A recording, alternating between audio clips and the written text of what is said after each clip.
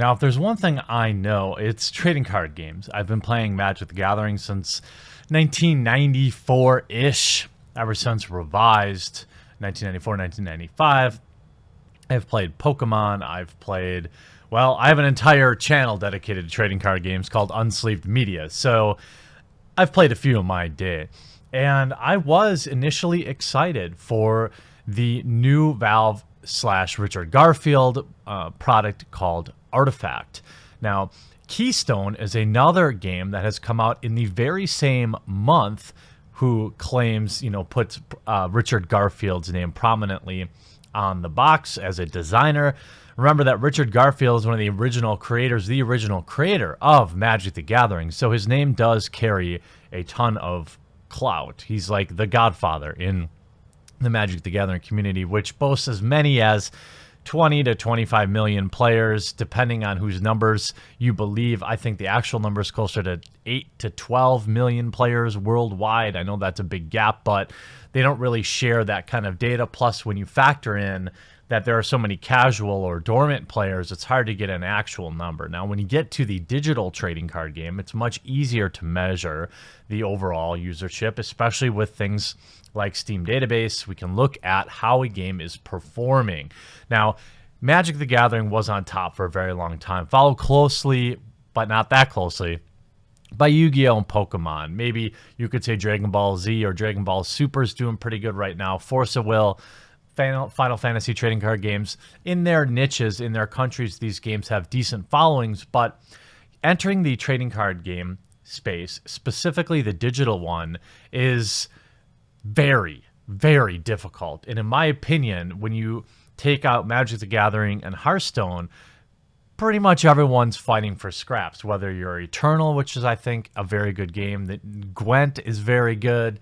There's a million digital trading card games that you can play. So Artifact getting into the mix, I wasn't very optimistic, even with Richard Garfield's name attached to it. Now, I downloaded the game and played for a couple hours this weekend, and it was pretty fun. The problem is, it was only pretty fun. And ever since Hearthstone entered the market and kind of changed the game, the interactive, fun-to-watch digital trading card game realm, everything else has felt really derivative of that. For a long time, Magic the Gathering being on top, everything felt derivative of Magic the Gathering. You could look at Hex, which is failing now. I believe they're out of money is what I'm hearing from my insiders. Every digital trading card game that came out that tried to eat a piece of the Magic the Gathering pie always felt derivative, and some of them even faced lawsuits. So as a Magic player, it's hard to convince me to play something different. Now, Hearthstone came along, and I really enjoyed that game. Problem is, I got sick of it after a while. That doesn't really make me unique. A lot of people move in and out of games. Sometimes I come back with a new expansion that comes out. The game's fun to play, and it's a good, as I call it, time waster. Now, I know hardcore Hearthstone fans are going to say, dude, it's more complex, more deep than that. Yes, it is. But that's how I use it. I build up a deck. I kind of just play matches, gain rank, have fun. And the biggest difference between Magic the Gathering and Hearthstone, really Hearthstone, is the only trading card game, although albeit digital, that was interesting to watch be streamed. The biggest thing holding Magic the Gathering back from ever becoming an esport, and I don't think it ever will become a legitimate esport, I don't care how much money they pour into Magic Arena, is that the game is boring to watch. There's a lot of complex things going on, and casual players, it's very difficult for them to just pick it up by watching for 20 minutes. There's a ton of rules, there's a ton of interactions, and that's why you see most trading card games nowadays removing all of that. The biggest difference between Magic the Gathering and like Hearthstone or Artifact is the idea that you can interrupt your opponent's moves. You can counter their moves. You can choose how things block. These are complexities that make Magic the Gathering the juggernaut it is. However, these are also the things that make it extraordinarily dull to watch when streaming. So when Valve and Richard Garfield teamed up on Artifact, I thought, hey, this is going to be pretty good. Now, when I first went to the game, I actually assumed it was going to be free to play. In fact, it is not. It costs $20 to buy the game, which, again, $20 is irrelevant. It's not that much money. It's relevant. I don't mean to say it like that, but it's not like $60, right? $20, fine. But I felt myself questioning. I even tweeted it out at the time saying, what the hell are they doing charging $20? The standard is free to play for digital trading card games. That is the standard. Magic the Gathering Online still charges $5 or $10 to get started, which is absurd, but nobody else charges that. This is the market standard. So standing up and charging people to get into your game felt like a huge, bold move. And I wasn't sure that just because it's put out by Valve, which has, endlessly deep pockets, and having Richard Garfield's name was going to be enough to get people interested. And it certainly appears that it has not been. Another thing I thought was really curious is there's a secondary market in the game. Yes, you can purchase basically every card you need to for maybe $150, $200, but you still have the same issues that you do with Magic the Gathering in the secondary market, where it becomes pay to win, and the most powerful cards become very expensive. Some of the cards are $15 or $20 each.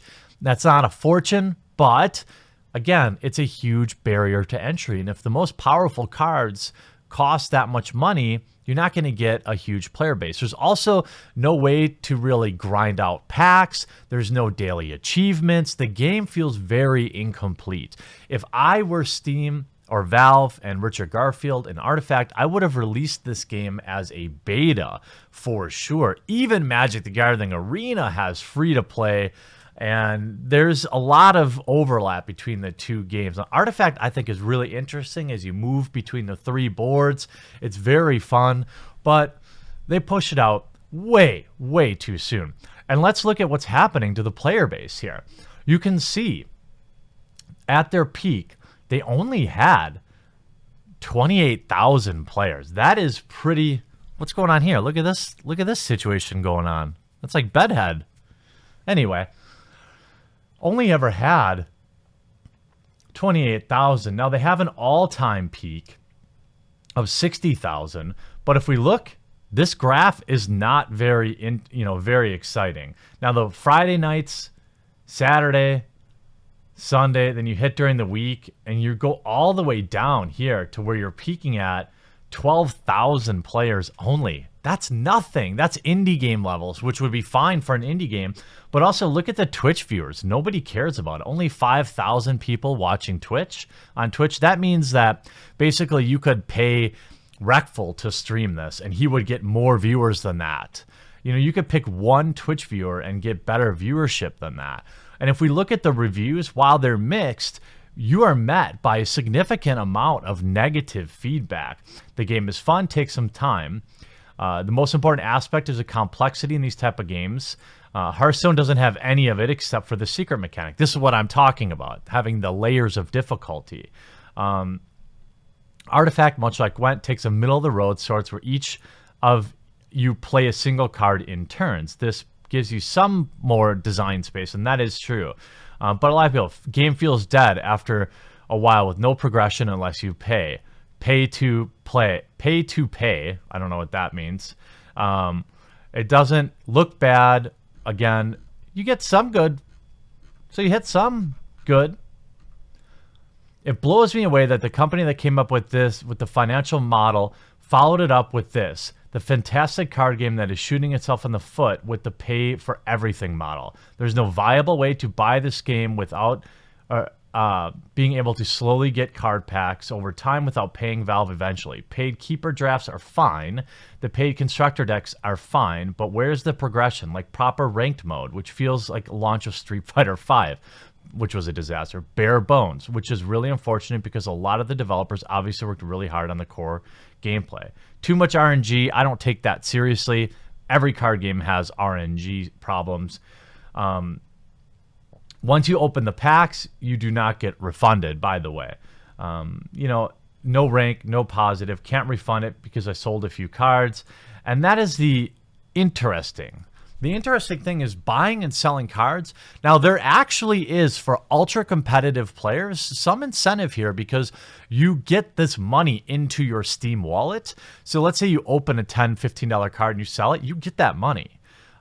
This feels so out of touch, though. This feels bizarre in 2018, just weeks from 2019, having Steam assume the responsibility for a secondary market when they could just sell booster packs like everyone else. I'm not sure if they just thought they were too smart for their own good, but I would strongly recommend, and I even predict that they're just going to go free to play in the very near future, but they also need to add a lot to this game. And when you release a game this early and this incomplete, you burn a ton of customer goodwill. And a lot of people that chose to try it out originally, of that original 60, 70,000, they're not going to come back no matter what you do. Huge bungle from the Valve team. Unfortunate to see. Hopefully they can recover.